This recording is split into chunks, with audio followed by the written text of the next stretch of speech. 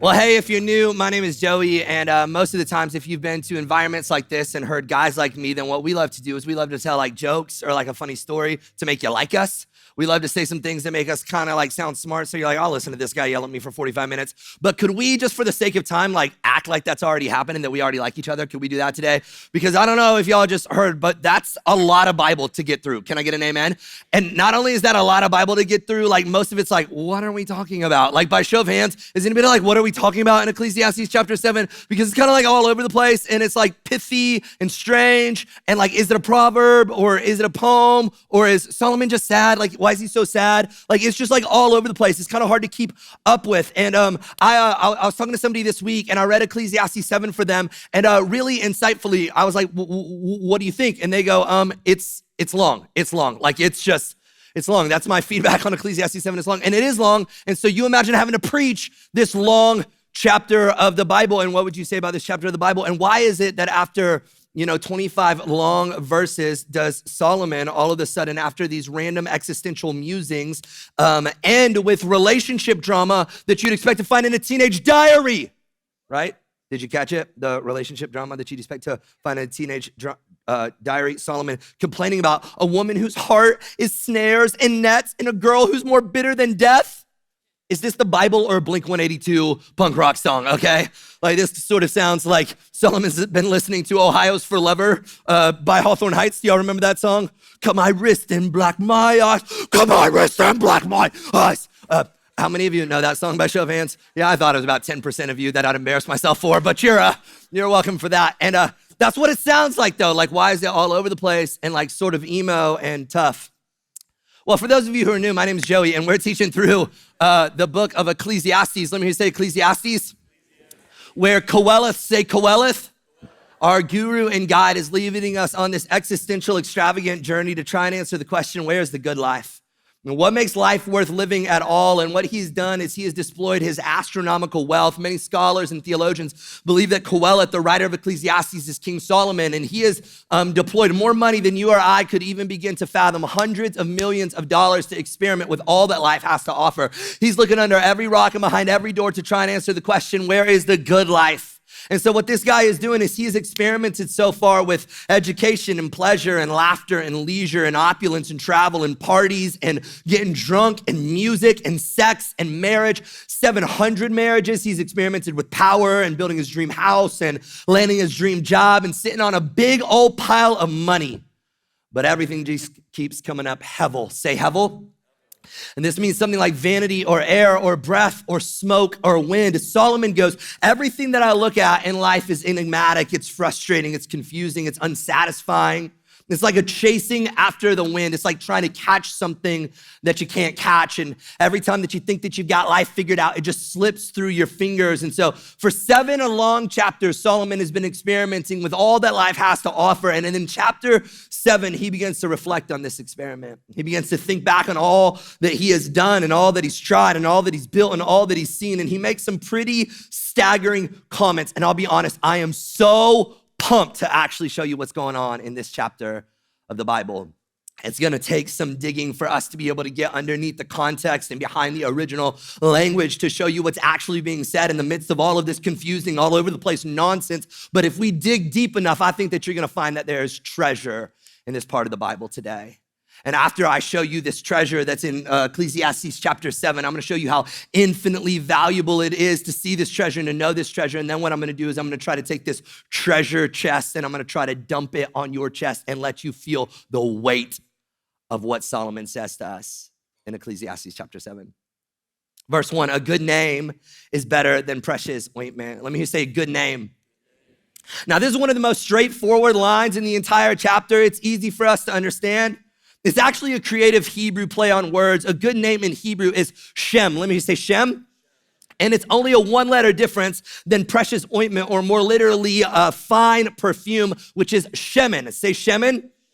And so a good Shem is better than a good shemen. And here's the way that it would translate for us. Character is better than cologne.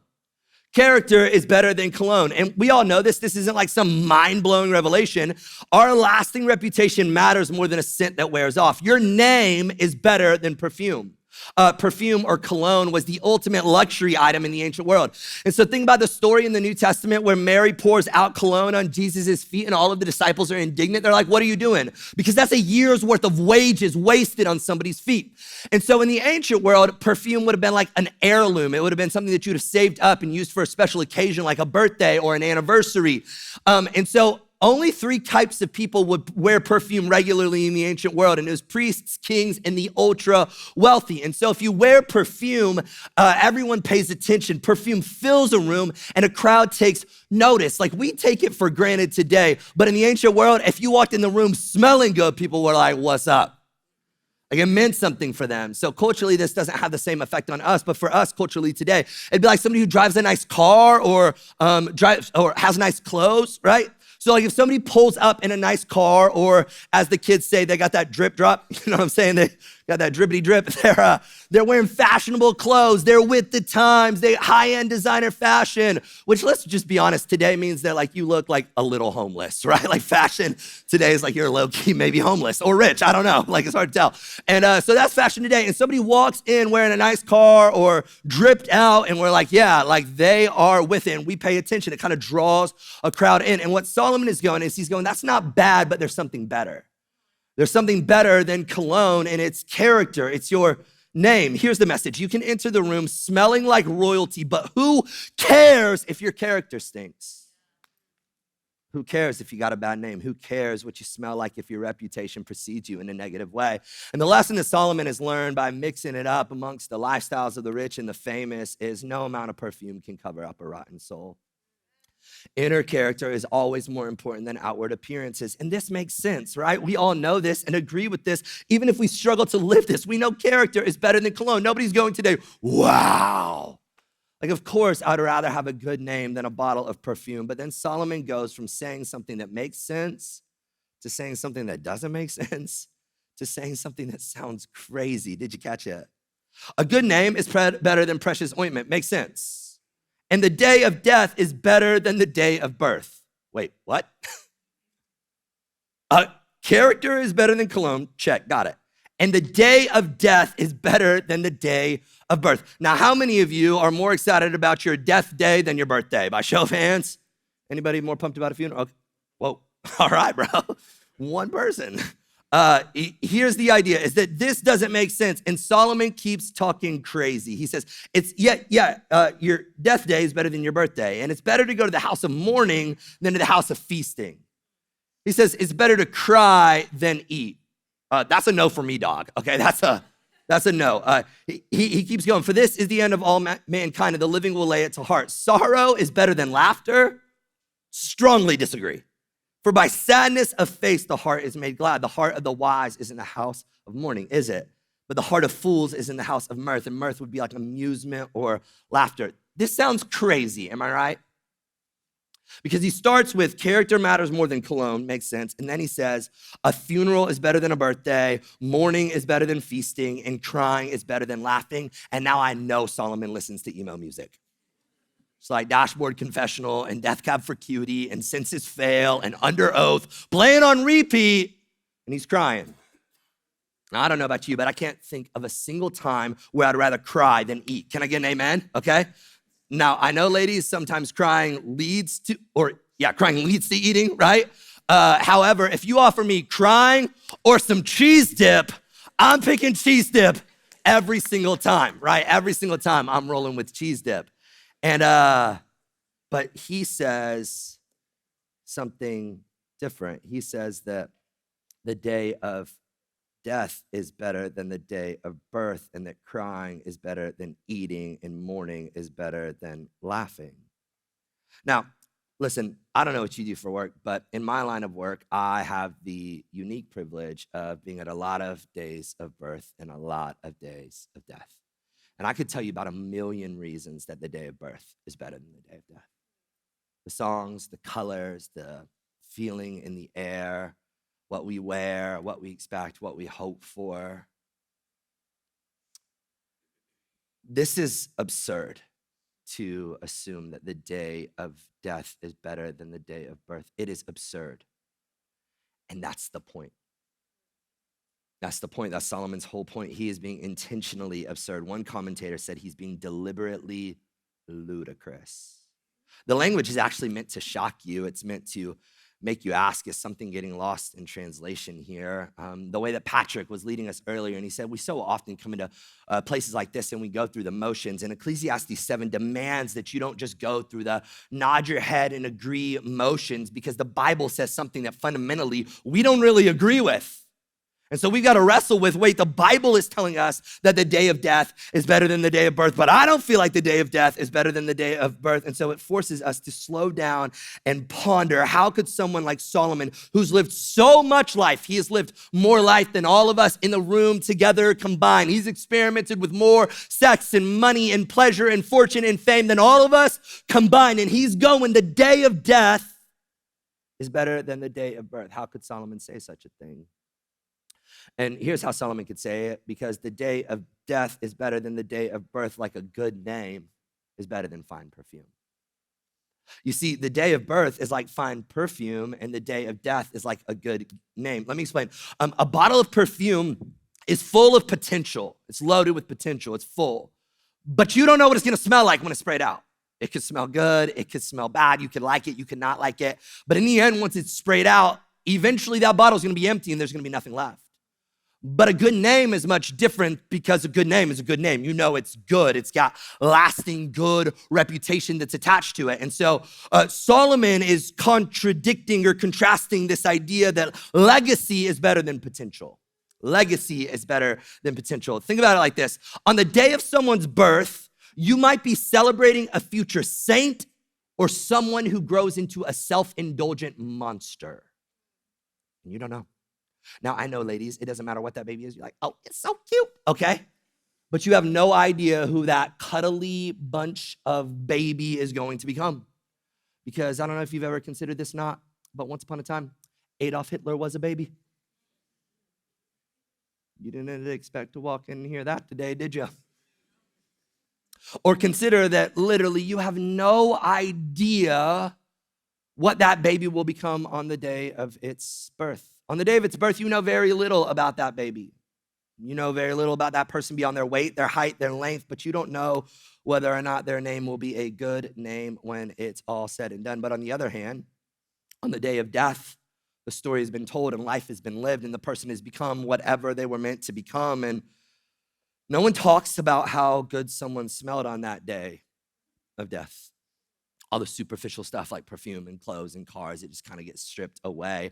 And only what matters is actually made mention of.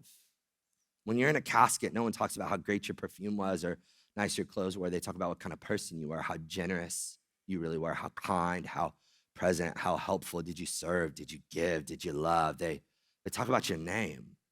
And what Solomon is saying is that the day of death is better than the day of birth, because the day of death is a better teacher than the day of birth. It's a better revealer. It's a better Qoheleth. The day of death will tell you a lot more about how to live a good and beautiful life than the day of birth. The house of mourning will tell you a lot more about how to live a good and beautiful life than the house of feasting. Sorrow will tell you more about how to live a good and beautiful life than laughter. Listen, I love a party, and Solomon loves a party, and I love queso. Qoheleth loves queso, okay? But what he's saying to us is that although there's no book in the Bible other than outside of Ecclesiastes that tells you to eat, drink, and be merry more than Ecclesiastes, Ecclesiastes also knows that laughter and queso and parties don't teach you as much as pain. Every growth story, every step of maturity, every significant change in your life, every significant lesson you've learned has come by way of pain. You don't learn or grow when you're laughing or partying or crushing it. You learn when you're kicked in the teeth and punched in the gut and down in the dumps and have to think a little bit deeper about what actually matters in the end.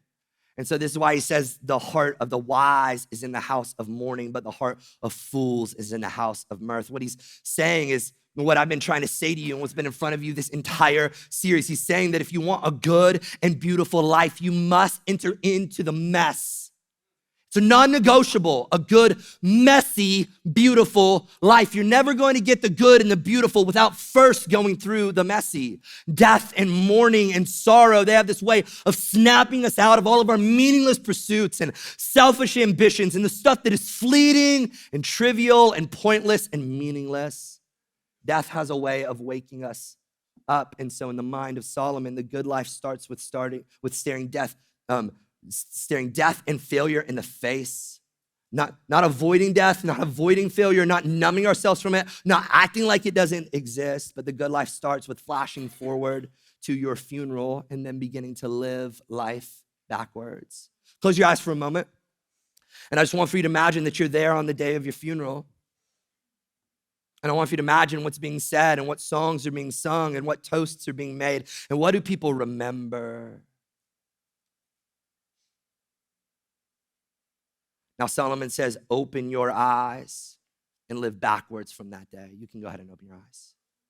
The whole idea of living life backwards, it's from this book by David Gibson. It was recommended to me by somebody who goes to our church, and it's been one of my favorite books to read throughout this study in Ecclesiastes. This idea that the only way that we get to a good life is by looking at the end of life and then beginning to live life backwards, by living with the end in mind, living with our funeral in mind, living with that day that is approaching that we can't avoid, like living with that presently, evidently in mind. The funeral is better than the birthday party because at a party you celebrate, but at a funeral you contemplate. At a funeral we slow down and we feel things and we ponder. We think, oh man, they were the same age as me. And it reminds us that we're finite and fragile and mortal and temporary and fleeting. It reminds us that life isn't just a mist or a vapor, but you are a mist and you are a vapor. You're here today, you're gone tomorrow faster than you think.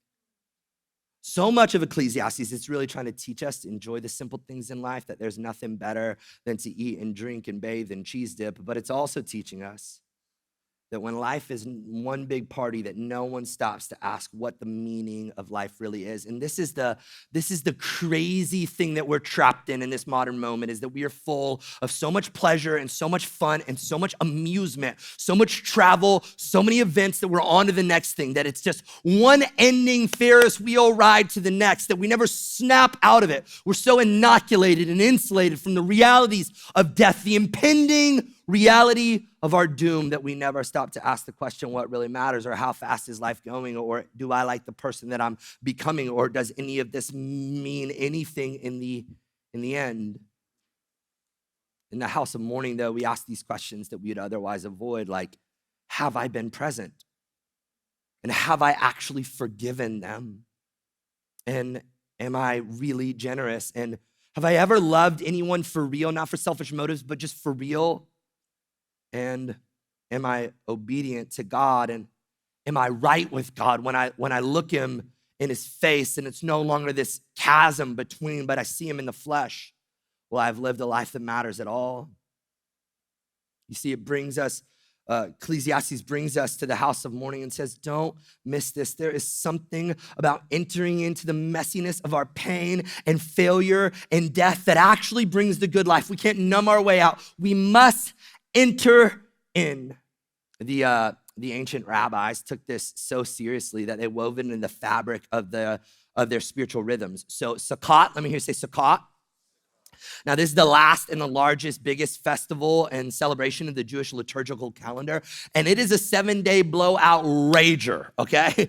I'm talking feasting and dancing and music, the best food, barrels upon barrels upon barrels of wine. Just for 7 days, the Jewish people are getting after it. They know how to partay, and in the middle of this nonstop party, they stop everything just after they shut it down. And someone stands up and reads, Hevel, Hevel, Hevelim, meaningless. Everything is meaningless in the middle of a party. How's that sound for a good time? They'd read the entire book of Ecclesiastes as part of the liturgy of the Feast of Tabernacles, not to ruin the party, but to bring meaning to the party. As if to say, if you showed up here to escape your pain, you're in big trouble. But if you will receive this celebration as a good gift from God, if you will remember that you, my friend, must die then you can enjoy this party for what it is. We don't like to think about death, do we? We don't like to enter the house of mourning. We don't like to think about our failures, our shortcomings, our crushed dreams. We don't like to think about the fragility of life. And so we call it passing away, going on to a better place. But they're no longer with us. Duh. We do all this to insulate and inoculate ourselves from the realities that our death is coming, this universal, inevitable, unavoidable truth, but we don't think about it. We think about our birthday and our wedding day and our anniversary day and our retirement day, but we don't think about our funeral day, our death day. We don't enter the house of mourning. My wife, Kayla, after our first service, she said all morning long, I couldn't stop thinking about that season when we were in a house of mourning. And if you know our story, we went through back-to-back miscarriages and then years of infertility. And it was some of the hardest seasons of our life, just deep depression and lots of questioning and anger with the Lord and this distance. And so much, went into what every couple typically does. You try to control your body and change your health, and you go to doctors and you try to get all these answers, and nothing was giving us answers. And so we're learning that we can't control it, and we're trying to distract ourselves from it, but we had to feel it and enter into it. And there's this part of that season that I'm so grateful for the kinds of people that it turned us into.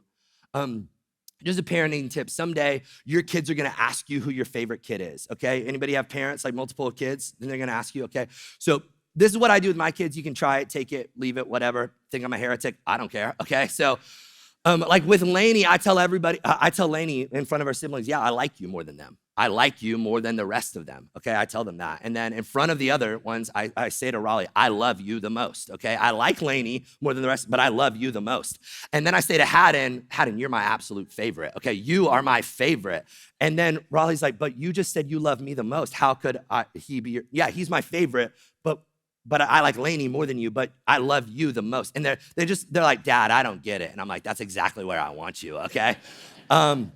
But there's this part of me that does have this really special place in my heart for my son. And it's not because he's my only son. It's because I think that he became this really sweet gift that we got on the other side of the house of mourning.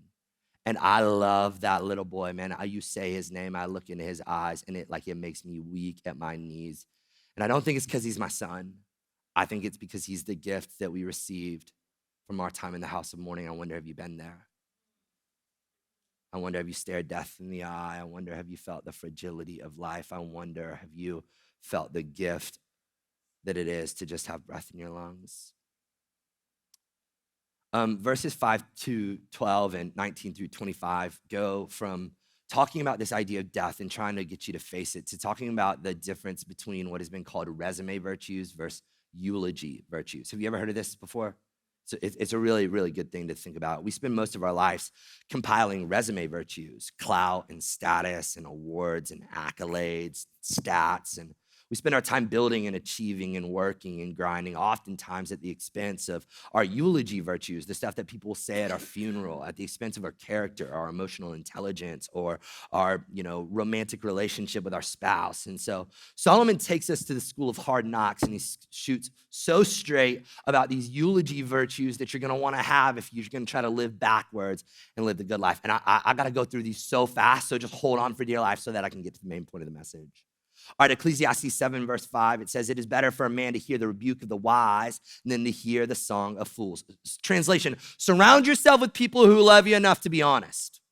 Not people who are gonna give you false hype and prop you up and make you feel good for a second. That's foolish in the end, okay? This is so core to our discipling culture at Elevate City Church. If you go through what's called Equip X, which is our year-long spiritual formation journey, where you actually learn how to be a disciple that makes disciples, one of our core practices is we do this thing called encouragement and challenge. And so very consistently in EquipX, you get put in the middle of a circle with 3 other people. And you're standing in the middle of that circle, and they're gonna hype you up. They're gonna call out greatness. They're gonna affirm your giftedness. They're gonna say the things that you long to hear that you've never heard before. They're gonna point you in the direction of your potential and celebrate all the steps of faithfulness that you're taking. But then they're gonna call you on the carpet. Then they're gonna hold a mirror up to your face and show you your blind spots and the spinach in your teeth and all the ways that you're being disobedient and not living up to your potential and all the ways that you said that you're gonna do one thing but then did another and that your character is inconsistent. They're gonna hold you accountable. Do you know why? Because this is the only way that you flourish. Because the only way that you live the good life is by surrounding yourself with people who are honest. This was called radical candor. Let me say radical candor.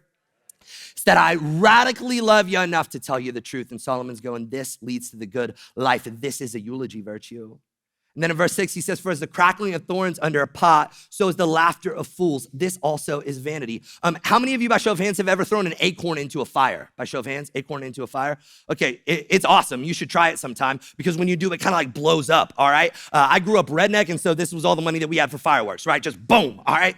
And what he's saying is that people who laugh in moments that are serious are like an acorn thrown into a fire. So some of you guys, like, I'm gonna talk today. You're gonna come to church today. I'm gonna talk about all this serious death stuff today. You're just gonna make these jokes to your spouse. You're just gonna like laugh it off. Yeah, and that's great for a second. Like, you're really funny, but it's like an acorn in a fire. It pops, it explodes, it's a firework, and then you know what? It's gone.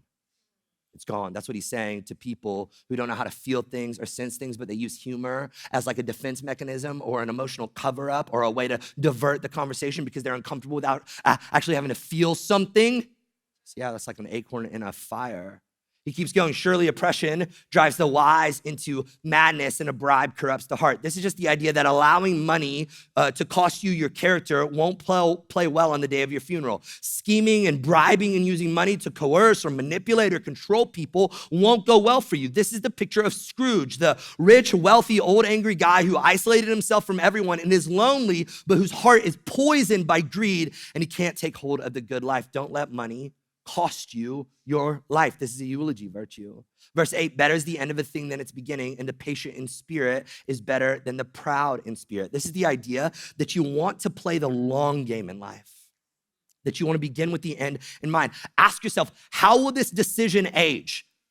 How will this text message age? How will this choice age? So I look back on like year one of Elevate City and how I dressed, and I'm like, that fashion did not age well, y'all, okay? Because I look back and my jeans were real skinny, like real skinny. And I wore like leather jackets and I look back and I'm like, that's embarrassing. And now I just wear all black in Jesus' name, okay? So you wanna ask yourself, like, is this decision gonna age well? Is that choice gonna age well? Is that car payment gonna age well once I paid for that car 4 times? Is this comment gonna age well? Is the way that I handle this relationship gonna age well? Like, play the long game if you want the good life, because shortcuts aren't gonna do it. And then he says this, be not quick in your spirit to become angry, for anger lodges in the hearts of fools. People who live a good life don't get angry easily because anger will keep you stuck. It'll get lodged in your heart and keep you from having movement. This is a really practical example. I can't remember where I heard this from, but it's absolutely golden. So in moments when you get angry, and I don't know when you get angry in your life, but I know oftentimes I get angry when I'm dealing with these midget terrorists that other people call children, okay? And a lot of times that's what provokes me to anger. And you're like, did he just say midget terrorist in church? I sure did. And when I'm dealing with these little people, I can find myself to get pretty angry. And but I heard this advice once that I've never forgot, that in those moments when your heart is provoked to anger, do this. Imagine that you're 80 years old. And all of a sudden you get a chance to come back to this one moment in life and you get to do it with your 80-year-old self in mind. How would you redo that moment? It's quite disorienting and calibrating and thought-provoking to think, whoa, if I could come back here and talk to my kid again and handle this situation again, how might I do it different? And it doesn't mean that there won't be consequences, but it definitely means the way that I deliver those consequences and the tone of voice that I use and the conversation that I have around, and it goes much different because I'm thinking holistically about the connection that I'm gonna have with them at 80, but also their development, whether or not I enabled them in the end. So what if you flash forward towards 80 and you came back as opposed to responding quickly in anger? This is what Solomon is saying. That leads to the good life. That's a eulogy virtue. And then he says this, say not, why were the former days better than these? For it is not wisdom from you to ask this. Everybody thinks that it was way better way back then, right? Everybody's like enamored by the glory days. Oh man, if we could just get back to the glory days. But I'm here to tell you today, the glory days are a myth. Okay, they're a myth. That whole idea of going back to the old times when we wore bonnets and were in horse and carriages and we sat on the porch and it was just better back then. No, it's not. Can you say air conditioning? Air conditioning is way better, okay? The glory days are a myth. And here's the truth, is that even if they were better, you can't go back. Can't go back. There's no going back. There's no going back to the past. And so Solomon says, don't say that the days were better back then, and don't believe that it's just gonna always be better in the future, because you can't control the future. All that you can do is live right here in the present. You may notice that all over this building, we've got these signs that say, these are the days that we prayed for. Now, I want you to know, I prayed for days that look much different than this. I was way richer in the days that I prayed for, okay? But these are the days that we prayed for in so many ways. It's this reminder to live presently in this moment, because this moment is all that you have. And if you spend your whole life wishing to be somebody different than you are, in a different place than you're in, at a different time than you're in, then you'll never be happy until you can receive this present moment. You can receive this life as the gift that it is. As it is, you will never live the good life. So this never ending, always going back to the past, and this preoccupation with the future, that's a résumé mindset, not a eulogy mindset. It's not gonna give you the good life. Then he says, wisdom is good with an inheritance, an advantage to those who see the sun. For the protection of wisdom is like the protection of money, and the advantage of knowledge is the wisdom that preserves the life of him who has it. And this is the idea that he's like, listen, yeah, wisdom and money are helpful. Wisdom and money are gonna give you an advantage. It's way better to have wisdom and money. They can extend your life to some degree, maybe bring some measure of security in your life, but all the money and all the wisdom in the world is not gonna save your life. That's what he's saying right here. And if you don't believe Solomon, just ask Steve Jobs. Founded Apple, brilliant, wisdom, multi-billionaire, dead at 56. Access to all of the research and hospitals and doctors and medicine that money could buy, dead at 56. He's going, yes, money is helpful, wisdom is helpful, but realize it can help you, but it cannot save you. And then in verse 19, he says, wisdom gives strength to the wise man more than 10 rulers who are in a city. And this is the idea that wisdom makes you stronger than power. Pursue wisdom over power if you want the good life. Then he says, surely there's not a righteous man on earth who does good and never sins. And this is the idea that you are way more sinful, and I am way more sinful than you could ever begin to imagine. And if you ever believe that there is a leader or a pastor or a presidential candidate who is without sin, then you have fooled yourself, my friend. So listen, little soapbox moment. I know some of you voted for Trump. He's your guy. He's your preference. 2 thumbs up. Way to go, okay? But if you cannot have your eyes open to see that man is sinful and that he's like a tad bit crazy, then there's something wrong, okay? So he can be your preference, but this idea that he doesn't have sin in him and that there's some leader, myself included, that can lead you into the promised land. No, Solomon's going, that's never gonna lead you to the good life. If you can't see your sin and the sin of others, you will miss out on the good life. And then he says, do not take to heart all the things that people say, lest you hear your servant cursing you. Your heart knows that many times you yourself have cursed others. And it's just this, people are gonna talk trash about you, right? And you know how I know? Because you've talked trash about people. And so have I. And he's going, just don't be surprised. Don't be surprised when you walk up on someone and you hear them saying something about you, because they could have walked up on you, hearing you say something about them.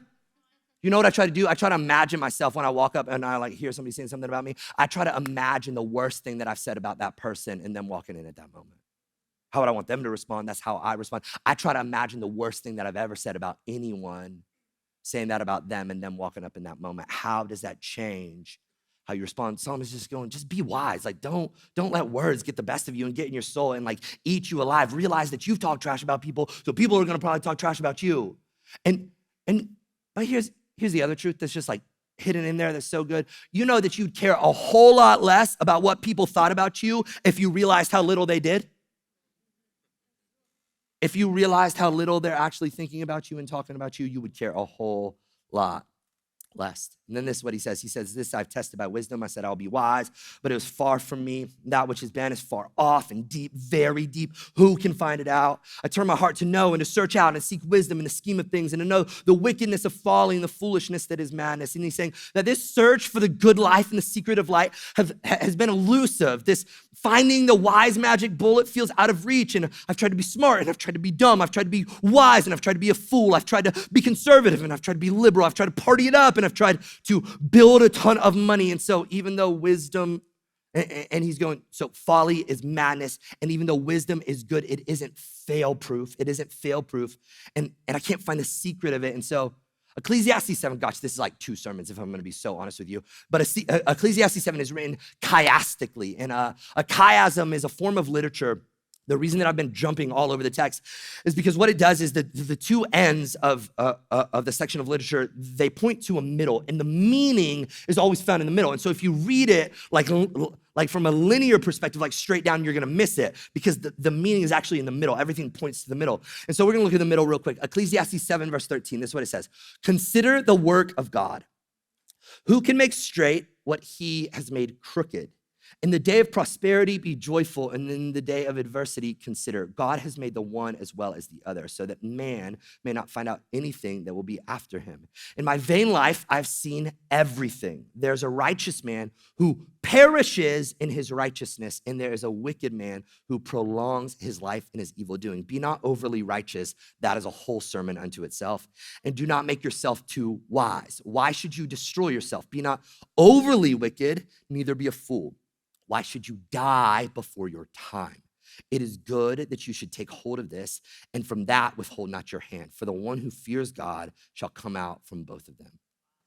So Solomon says, consider the work of God. Who can make straight what he has made crooked? And this idea, straight is the day of prosperity. Let me say prosperity. And crooked is the day of adversity. Say adversity. And this is the idea that there are seasons of hardship and seasons of comfort. And Solomon's question is, why would a good God create hard seasons and seasons of affliction? And you've asked that too. Why me? Why now? Why this? And Solomon says he did it so that you and I would know that we're not in control. So that we would know that we will never know how life is really going to work. That you are as in control of your life as you are in control of the seasons. And if you can't make it rain, then you're not going to be able to control whether or not your life is in a season of adversity or prosperity. You can do wise things or you can do foolish things, but it's not always going to work out the way that you want. He says, in the day of prosperity, be joyful, and in the day of adversity, consider God has made the one as well as the other, so that man may not find out anything that will be after him. What Solomon is saying is he's going, in the day of prosperity, drink up the blessings, okay? When the spigot of heaven is open, drink it up, enjoy it, lift your glass and celebrate. When the good times are there, let the good times roll. When it feels like the spigot of heaven is enjoy it, but when it feels like the spigot of hell is open, then learn to surrender and drink that too, because both might actually be from God. There's this video that I love, and I come back to it so consistently. And it's definitely got some broken ideologies and theologies in it, so take it with a grain of salt. But it's been so helpful to me to receive life as it comes, because there's no telling how God is going to use the seasons of my life that come. This video is called It's Good News, It's Bad News, Who Knows? Check it out. I'll tell you the story of the Chinese farmer. Tell me. There's a farmer, and he lives with his son. And they have one horse, and the horse runs away. And everyone from the town comes by that night, and the horse ran away, and they say, oh no, what terrible news. He said, I don't know, it's good news or bad news, we don't know yet. And the next day, the horse came back with 2 other horses, and everyone from the town came by, and they said, what great news, now you have 3 horses. And he said, well, I don't know if it's good news or bad news. And then the next day, the son went out and trained one of the new horses and fell and broke his back. Everyone from the town came by and said, oh no, what terrible news. He said, I don't know if it's good or bad news. And the next day, the constable from the military came by and said, we're taking all able-bodied young men to join the military. And he said, my son has a broken back, he can't go to the army. And then everyone from the town came by that night and they said, oh, what good news, your son didn't have to go to the army. Stop it, I can't handle this. Good news or bad news, I don't know, we'll see. And the idea of this is that it could go on and on and on and on. So the idea of missing a green on, 16 at Augusta, if you're Tiger Woods, that could be good news, because that could be a defining moment when the ball lands on the green and rests on the lip with the Nike logo perfectly showing and then falls in. That's where I go with this idea of wishing things were different. If you subscribe to the idea of the Chinese farmer of good news, bad news, who knows, you cannot believe that there even is bad news. What a revelation to see that life is not some math equation where we put in righteousness or we put in good deeds and God gives us the good life, but that life comes to us as a mixture of good news and bad news, and we don't actually know what God is doing in the midst of it. And so this is why Solomon says, in my vain life, I've seen everything, that there's a righteous man who perishes in his righteousness, and there's a wicked man who prolongs his life in his evil doing. He's going, be not overly righteous and do not make yourself too wise. Why should you destroy yourself? Be not overly wicked, neither be a fool. Why should you die before your time? And here's the gist, is that life isn't a math equation. You could be doing everything right and appear to be losing, and others could be doing everything wrong and appear to be winning. And life could be coming to you as this mixture of good and bad. And the question is, who knows? I'm going to receive it all as this gift, trusting the process of what God is doing. Some people think that they can reduce God down to a formula, and so they double down on good performance and good behavior, thinking that it will make God give them the good life. But you cannot manipulate God into blessing you by your good behavior, my friend. Life doesn't work like that. See the book of Job or the cross of Christ. The best people sometimes get the worst things, and that's the way that it works. But listen, don't be so dumb to think that your sin won't have consequences, and don't be so short-sighted to think that wisdom won't make a difference. But remember, mark my words, you're gonna die in the end anyways. And the giant question that Solomon has lodged in the middle of this text is, are you ready for it? You know, God has been really gracious to me throughout this series to show me how modern and relevant the book of Ecclesiastes is, that it's no worn out, book from the Bible. It's not just something from antiquity, but it's something that matters in modernity. And what God has been doing is he's been showing me in real time, in real life, in present moments, the book of Ecclesiastes just being lived before my eyes, like when Elon Musk a couple of weeks ago tweets, whoever said money can't buy happiness really knew what he was talking about. I'm in real, how does he tweet that as we're studying this series on the book of Ecclesiastes? And what I want to do is I want to close by taking you on a little journey of what's happened over the last 2 months since we started this series in real time. Benjamin Sass, how many of you know who Benjamin Sass is? Benjamin Sass was born in a small town with a population of 1,250 people, and he got his undergraduate degree at Harvard, and then he went on to get his doctorate degree at, Yale. And then he served as a U.S. Senator from 2014 to 2023, and then he became president of the University of Florida. Oh yeah, what are you doing with your life? He's married, he's got 3 kids, but on December 3rd, 2025, he posted that he's been diagnosed with metastasized stage 4 pancreatic cancer, and I'm gonna die. He said advanced pancreatic is nasty stuff. It's a death sentence, but I already had a death sentence before last week. We all do. He has done a couple of YouTube interviews, both of which I encourage you to go check out online. One is on Sola Media, and the other one is on Hoover Institution. Each one of them is about an hour long, and it's very sobering to hear somebody who's lived a way more, quote, successful life than I, reflecting on the fact that his days have been extremely numbered. And yes, he has gone to Yale and Harvard, and he's become a senator and written books and the president of a university. He's had a wife and kids, but now he's reflecting on these last few days of his life, and I encourage you to check it out. But here's just a little clip for you to ponder on. You published an update on X on January 9th, in which you got off a line, I don't want to trade places with you. I really don't want to trade places with you, but I wish I'd written this line myself. That's how good it is. You can play a lot of basketball in the last 60 seconds. What do you still want to get done? This has been fun. Thank you for having me. Good to see you. My girls are 24 and 22, and our wonderful providential surprise is a decade younger. So our boy is only 14, and when you get a precise date on how soon you're gonna die, I went through the question of, if I can fight to get into a clinical trial, and a lot of what'll happen in that hospital is gonna be kind of nasty, why do you really wanna do it? And I felt a duty to try to get into a clinical trial and to fight to live a little while longer, chiefly because I have a young kid still at home and he needs a dad to slap him upside the head a little bit longer and give him some advice and wrestle through some questions and help him recognize that he's going to need to be a man earlier than those of us who were blessed to have a dad in our lives a lot longer did. So I want to be a good dad for longer, but there's also some stuff that you'd like to find a way to write about and talk about a little bit. I'm not self-important and thinking I have any great insights, but it is a luxury to hold moderately to the things of this world, to want to shatter the temptation to make this worldly projects idols, but also to not be despondent and resign. Harvard, Yale, senator. The end of my life, though, I want to be a good dad.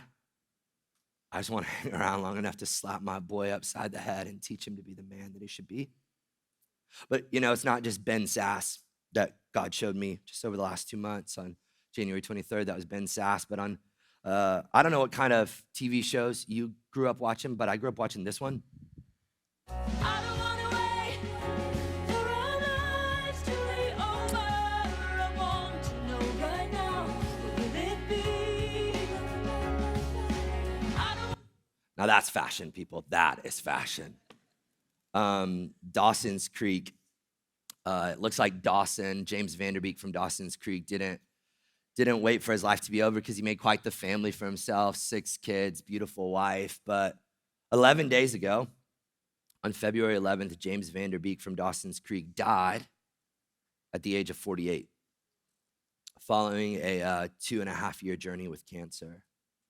And so he's an actor. I mean, he's literally like one of the teen pop icons of my generation.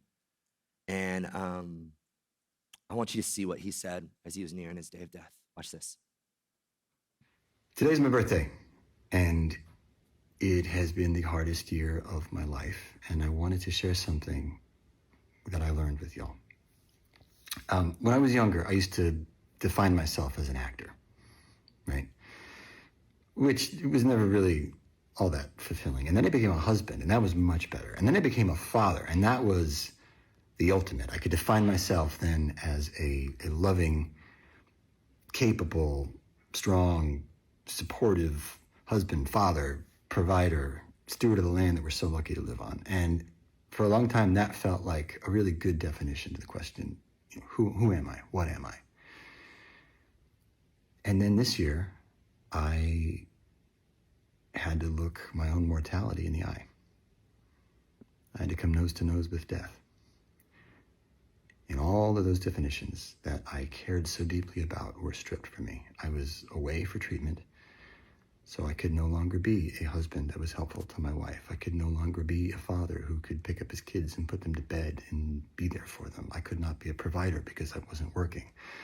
I couldn't even be a steward of the land because at times I was too weak to prune all the trees during the window that you're supposed to prune them. And so I was faced with the question, if I am just a too skinny, weak guy alone in an apartment with cancer, what am I? And I meditated and the answer came through. I am worthy of God's love simply because I exist.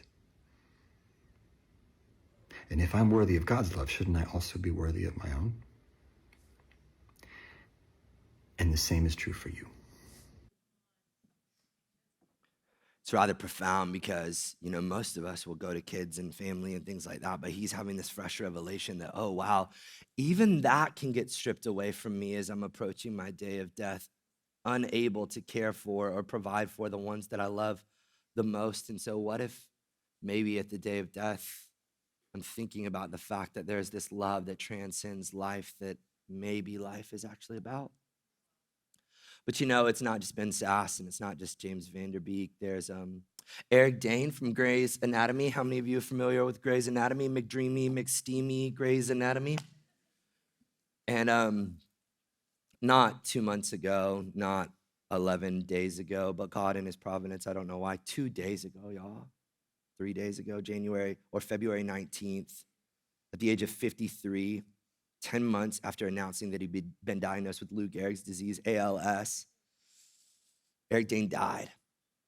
And this is going to be a painful video to watch. Everything in you is going to wish that it was over and that it would end. It's going to be longer than you anticipate it being. But I want for you to sit here and watch this Hollywood icon who was known for good looks and quick wit have all of that fail at the day of his death. Watch this. Billy in Georgia, these words are for you. I tried. I stumbled sometimes, but I tried. Overall, we had a blast, didn't we? I remember all the times we spent at the beach. The two of you, me and Mom, in Malibu, Santa Monica.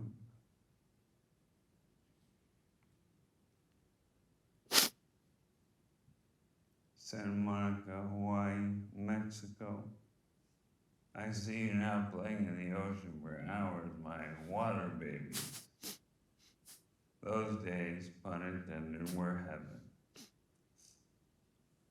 I want to tell you 4 things I've learned from this disease, and I hope you won't just listen to me. I hope you'll hear me. First, live now. Right now, in the present. It's hard, but I learned to do that. For years, I would wander off mentally, lost in my head for long chunks of time, wallowing in worry and self-pity, shame, and doubt. I replay decisions, second-guess myself. I should have done this, I never should have done that. No more. Out of pure survival, I am forced to stay in the present. But I don't want to be anywhere else. The past contains regrets. The future remains unknown. So you have to live now. The present is all you have. Treasure it. Cherish every moment. Second, fall in love. Not necessarily with a person, although I do recommend it as well. But fall in love with something. Find your passion, your joy. Find the thing that makes you want to get up in the morning. Drive you through the entire day. I fell in love with the first time when I was about your age. I fell in love with acting. That love eventually got me through my darkest hours, my darkest day, my darkest year. I still love my work. I still look forward to it. I still want to get in front of a camera and play my part. My work doesn't define me, but it excites me. Find something that excites you. Find your path, your purpose, your dream. Then go for it. Really go for it. Third, choose your friends wisely. Find your people and allow them to find you. And then give yourselves to them. The best of them will give back to you. No judgment, no conditions, no questions asked. I'm so thankful for my very close family and friends. Every single one has stepped up. I can't do even the little things I used to do. I can't drive around town, go to the gym, get coffee, and hang out. I've learned to embrace alternatives. My friends come to me, we eat together, watch a game, listen to music. They don't do anything special, they just show up. That's a big one, just show up. And love your friends with everything you have. Hang on to them. They will entertain you, guide you, help you, support you, and some will save you. Finally, fight with every ounce of your being and with dignity. When you face challenges, health or otherwise. Fight. Never give up. Fight until your last breath. This disease is slowly taking my body, but it will never take my spirit. The two of you are different people, but you're both strong and resilient. You inherited resiliency from me. That's my superpower. You knock me down, I bounce right up and I keep coming back. I get up again and again and again. Mark says I'm like a cat, except a cat has 9 lives and I'm on number 15, easily. So when something unexpected hits you, and it will because that's life, fight and face it with honesty, integrity, and grace, even if it feels or seems surmountable. I hope I've demonstrated that you can face anything. You can face the end of your days. You can face hell with dignity. Fight, girls, and hold your heads high. Billy and Georgia, you are my heart. You are my everything. Good night. I love you. Those are my last words.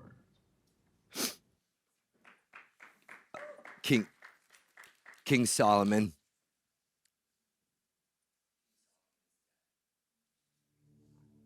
And